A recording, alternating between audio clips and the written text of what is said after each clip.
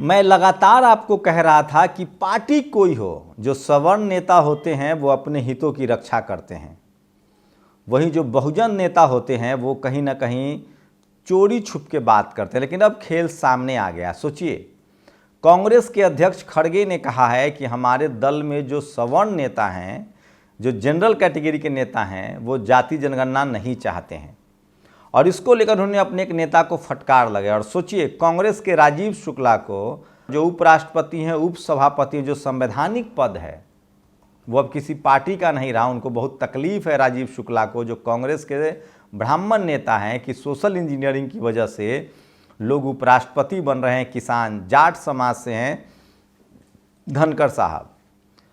यही नहीं, ईवीएम को लेकर देश में 25 से लेकर 28 तक, 25, 26, 27, 28 तक बहुजन समाज की बड़ी बैठक हो रही है। मान्यवर कांशीराम साहब और माननीय दीना भामा जी ने जो बामसेफ की स्थापना की थी, उसके भरे दर्जनों ब्रांच हो, लेकिन इस बार 25 से लेकर 28 दिसंबर तक कम से कम 4 बड़े शहरों में बड़ा आंदोलन चल रहा है और उसमें सबसे बड़ा मुद्दा होगा ईवीएम का। दिल्ली, नागपुर, प्रयागराज, वलसाड़, इन 4 जगहों पर बामसेफ की बड़ी बैठक है और इसमें ईवीएम को लेकर बड़ी चर्चा होगी।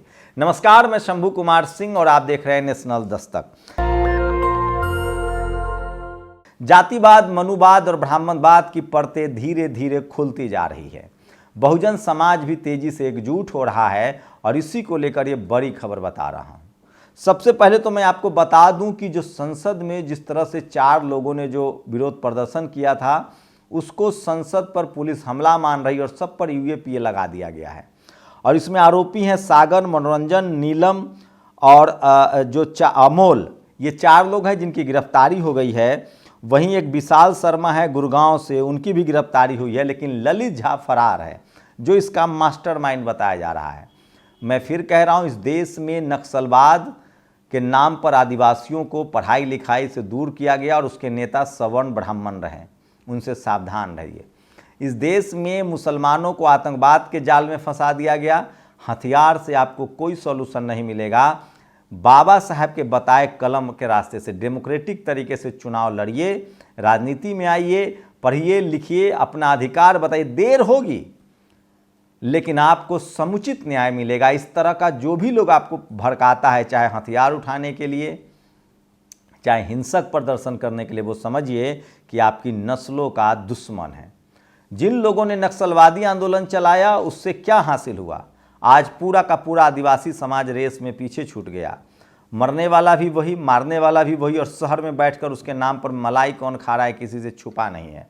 उसी तरह से सोचिए, सागर, मनोरंजन, नीलम और अमोल, ये सब गरीब और बहुजन समाज के लोग हैं। इसमें सिंध एक तो दलित भी हैं, एक ओबीसी हैं, सागर शर्मा जो बढ़ई समाज से हैं, मनोरंजन, नीलम, अमोल, और साजिशकर्ता कौन है? विशाल शर्मा।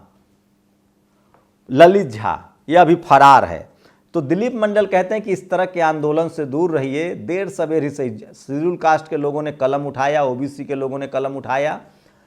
डेमोक्रेटिक आंदोलन में आपको न्याय मिलेगा और लंबा समय लगेगा, लेकिन हो सकता है कि आपको न्याय मिले। तो इसीलिए डेमोक्रेटिक तरीके से 4 बड़े शहरों में, दिल्ली में बामसेफ की बैठक है, नागपुर में बामन मिश्राम वाले गुट की बैठक है, प्रयागराज में बड़ी बैठक है 25 से 28 तक, और वलसाड़ में बड़ी बैठक है बामसेफ की, जहां ईवीएम को लेकर बड़ी बहस होगी। बहुजन समाज के लोग लगातार डेमोक्रेटिक तरीके से ईवीएम का विरोध करें। मैं बता दूं, ईवीएम कांग्रेस लेकर आई थी, राजीव गांधी लेकर आए थे। क्यों लाए थे? सोचिए, इसलिए लाए थे क्योंकि उन्होंने मंदिर का दरवाजा खोला था। मान्यवर कांशीराम साहब ने सोशल जस्टिस, भागीदारी और आरक्षण के नाम पर उनको बैकफुट पर ला दिया था। 412 सीट जीत कर आए थे राजीव गांधी अपनी मां के हत्या के सिंपैथी में। मान्यवर साहब ने 5 साल में आंदोलन खड़ा कर दिया था। खैर, ये जो अभी बीजेपी में है वो जनता दल में थे, चुनाव जीत के आए थे, वीपी सिंह प्रधानमंत्री बने थे और सबसे बड़ा हक ओबीसी को मिला था। और राजीव गांधी ने संसद में खड़ा होकर ओबीसी के खिलाफ 2 घंटे का भाषण दिया था। कांग्रेस के पाप ऐसे नहीं है साहब। मोरारजी देसाई प्रधानमंत्री बनने वाले नहीं थे जनता दल के टिकट, जब पहली सरकार बनी थी गैर कांग्रेसी। कोई दलित पिछड़ा आदिवासी बनना था, बाबू जगजीवन राम बनना था, लेकिन कांग्रेस और आरएसएस मिल गई।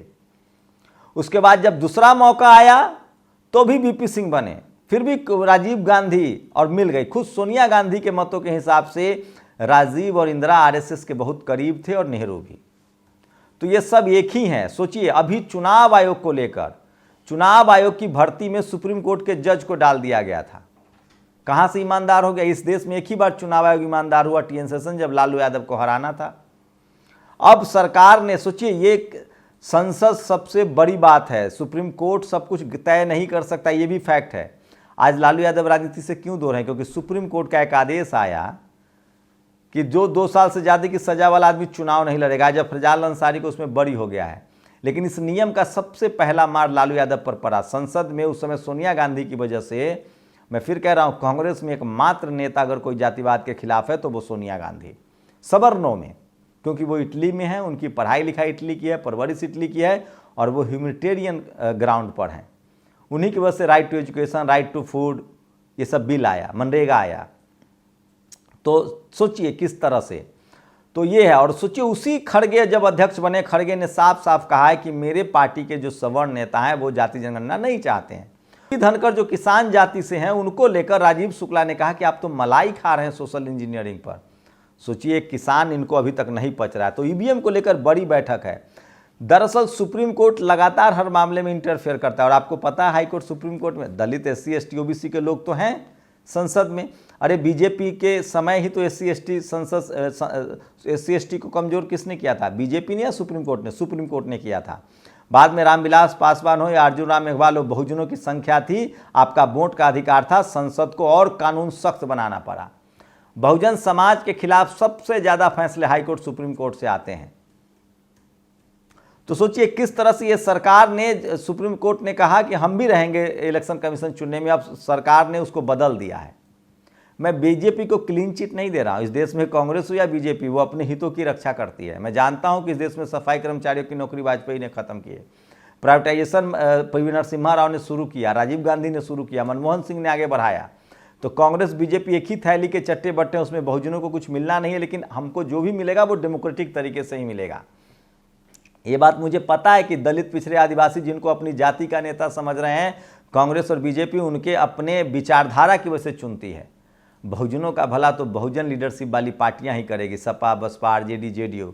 मायावती जी ने इसीलिए तो कहा है कि प्राइवेट कंपनियों में आरक्षण का प्रावधान हो या दलित, पिछड़े, आदिवासियों को अधिकार मिले। तो 4 राज्यों में वाम से ईवीएम पर बड़ी बहस करने जा रही है, क्योंकि बीजेपी ने तय किया है कि अब चुनाव आयोग की नियुक्ति में अपोजिशन के नेता, प्रधानमंत्री और एक कैबिनेट मिनिस्टर होंगे। चलिए मान लीजिए कल हमारी किसी मायावती प्रधानमंत्री बन जाएंगे, तो भी तो इनको फायदा मिलेगा। मैं फिर कह रहा हूं, संसद सर्वोपरि है, चेक एंड बैलेंस है, और संसद के फैसले को आत्मसम्मान करना चाहिए, क्योंकि संसद का फैसला 5 साल में बदल सकते हैं। आप कल चुन के आ जाइए, आपकी सरकार आएगी, आप बदल दीजिएगा, सुप्रीम कोर्ट का फैसला नहीं बदल सकते हैं। और संसद सबसे ऊपर है। सुप्रीम कोर्ट के आदेशों को, संसद के बनाए कानून को इंप्लीमेंट करवाना सुप्रीम कोर्ट का काम है। इसलिए मैं कह रहा हूं कि सुप्रीम कोर्ट से अगर आप ज़्यादा उम्मीदें पाल रखे हैं तो बहुजनों के लिए तो ठीक नहीं है। तो इन शहरों में ईवीएम को लेकर बड़ा प्रदर्शन हो रहा है। राजीव गांधी का मैंने पूरा खेल बताया, और मैं इसलिए कह रहा हूं कि बहुजन समाज को पढ़ाई लिखाई, स्कूल, अस्पताल, बहुजन दल और कलम पर, सोचिए, कभी भी लेफ्ट राइट किसी के भी दबाव में आकर आप कोई ऐसा फैसला न करें जिससे आपके परिवार को भुगतना पड़े। डेमोक्रेटिक तरीके से जातिवाद, मनुवाद, ब्राह्मणवाद के खिलाफ आवाज उठाते रहें, अपने हक अधिकार के लिए सचेत रहे। संविधान जो है आज के डेट में, उसी के अनुसार प्रदर्शन करें। इन चारों प्रदर्शनकारियों पर पुलिस ने UAPA का मुकदमा दर्ज कराया है, और जो लोग भी इनको तारीफ कर रहे हैं वो समझिए आपके दुश्मन हैं। जिन लोगों ने नक्सलवाद का आंदोलन चलाया, उन्होंने आदिवासी समाज का कितना नुकसान किया है किसी से छुपा नहीं है। जिन लोगों ने आतंकवाद, हथियार थमाने की कोशिश की मुस्लिम समाज को, उन्होंने मुस्लिम समाज का कितना नुकसान किया है किसी से छिपा नहीं है। हमें हर चीज़ से दलित, पिछड़े, आदिवासियों को, अल्पसंख्यक समाज को कभी भी हिंसक आंदोलन में शामिल नहीं होना चाहिए, हथियार वाले आंदोलन में नहीं शामिल होना चाहिए, कानून हाथ में नहीं लेना चाहिए। देर होगी, जागरूकता बढ़ेगी, पढ़ाई लिखाई, दवाई, और बाबा साहब का रास्ता आपको न्याय दिलाएगा, इसकी गारंटी है। वोट का अधिकार, अपने वोट का अधिकार सचेत रूप से कीजिए, संभल के कीजिए, आप अपने अधिकार चुनिए, सरकार बनाइए और अपने डेमोक्रेटिक राइट्स को पाइए। संविधान हम लोग सब बचा लेंगे तो हम सबको संविधान बचा लेगा। इसलिए कभी भी सागर मनोरंजन, नीलम या अमोल की तरह नहीं। और सोचिए इसमें विशाल शर्मा जो गुड़गांव में है, हस्बैंड वाइफ, उसको पुलिस पूछताछ करिए, और ललित झा जो हैं ये सबसे बड़ा कल्प्रीट है। और सोचिए किस तरह से बहुजनों को ये फंसाकर चला गया है। तो इस तरह के मामले से दूर रहिए। और सोचिए जो लोग अपने बच्चे को विदेश में पढ़ाते हैं वहाँ ये नक्सलवाद और इस तरह के आंदोलन के समर्थक हैं, ऐसे लोगों से सावधान रहिए। बहुजन समाज को जो भी हक अधिकार मिलेगा वो बहुजन आंदोलन से मिलेगा। तो 4 बड़े शहरों में बामसेफ की बड़ी बैठक है। मायावती जी ने प्राइवेट सेक्टर में दलित, पिछड़े, आदिवासियों के हक अधिकार की बड़ी बात की है। तो 2024 चुनाव से पहले ईवीएम को लेकर बड़ी चर्चा है, बड़ी बहस हो रही है। और दिल्ली, नागपुर, प्रयागराज और वलसाड़ में अगर आप हैं तो 25 से लेकर 28 तक बामसेफ के बैठक में आप शामिल हो सकते हैं। डेमोक्रेटिक संस्था है, डेमोक्रेटिक तरीके से अपनी बात उठाती है। और सोचिए खुद खड़गे ने कहा है कि कांग्रेस के सवर्ण जो है जाति जनगणना नहीं चाहते हैं, और कांग्रेस के राजीव शुक्ला को एक जाट राष्ट्रपति से बड़ा प्रॉब्लम है। ये बात सच है कि आरएसएस अपने लोगों को बैठा रही है, हम भले उनकी जाति देख रहे हैं। लेकिन मैं फिर कह रहा हूँ, इस देश को, बहुजन समाज को संवैधानिक तरीके से ही अपनी बात रखनी चाहिए, और संविधान ही आपको सब दिलाएगा। जो भी आपको हिंसक आंदोलन में भेजना चाहता है उससे सावधान रहिए, सचेत रहिए, और उस तरह के किसी भी आंदोलन का हिस्सा न बनिए जो आपको असंवैधानिक काम करने के लिए उत्साहित करता हो। क्योंकि इस देश में नक्सलवाद के नाम पर मनुवादियों ने आदिवासी समाज का बहुत नुकसान किया है। आतंकवाद के नाम पर पिछड़े अल्पसंख्यक समाज का बहुत नुकसान हुआ है। उसके बाद दलित और पिछड़े आदिवासियों को सचेत होना चाहिए। हमें जो भी मिलेगा वो पढ़ाई लिखाई कलम के दम पर संवैधानिक तरीके से, media, judiciary, college, university, bureaucracy, business में हमें आना है, संवैधानिक तरीके से आना है। संविधान की चक्की देर से पीसेगी लेकिन महीन पीसेगी। बाबा साहब ने जो हमें रास्ता बताया, हमें उन्हीं के रास्ते पर चलना है और जाकर बहुजन समाज को अपना हक अधिकार मिलेगा। आप लोग अपनी प्रतिक्रिया जरूर दीजिए। शुक्रिया। नेशनल दस्तक की आपसे गुजारिश है कि अगर इसको बचाना चाहते हैं तो नेशनल दस्तक को सब्सक्राइब करने के लिए रेड कलर के सब्सक्राइब बटन को दबाएं, फिर बेल आइकन की घंटी दबाएं। नेशनल दस्तक को बचाने के लिए बहुत जरूरी है कि हर खबर को शेयर करें, लाइक करें, कमेंट जरूर करें।